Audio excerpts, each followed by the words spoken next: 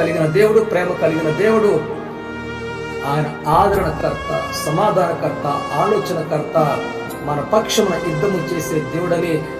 నువ్వే స్థితిలో అయినా సరే ఉండొచ్చు, ఏ బలహీనమైన పరిస్థితిలో ఉండొచ్చు, ఏ శ్రమను అనుభవిస్తున్నప్పటికీ కూడా, నిస్సహాయ స్థితిలో ఉన్నప్పుడు కూడా, నీ కాళ్ళలో సత్తువ కోల్పోయినప్పటికి కూడా, నీ కళ్ళల్లో కన్నీరు అంతా కూడా మరి ఆవిరైపోయినప్పటికి కూడా, నీ గుండె అంతా కూడా చెదిరిపోయినప్పటికి కూడా, ఆ పరిశుద్ధాత్మ దేవుడు ఆదరణకర్త మీ జీవితాలను మరలా ఆయనకు కృపా సత్య సంపూర్ణగా మన మధ్య నివసిస్తున్న దేవాదేవుడు నీ కుటుంబాన్ని లేవనెత్తాడు, నీ జీవితాన్ని నిలబెడతాడు. నీ యొక్క ఆత్మీయ జీవితముకు, నీ కుటుంబ జీవితానికి ఎటువంటి అపవాది రానుండి పవిత్రమైన పరిశుద్ధమైన ఆత్మీయ జీవితము తిరిగి మరలా మీ అందరికీ అనుగ్రహిస్తాడని తెలియపరుస్తూ చెప్పబడిన కొద్ది మాటలు దేవుడు దీవించి ఆశ్రయించుతాడు.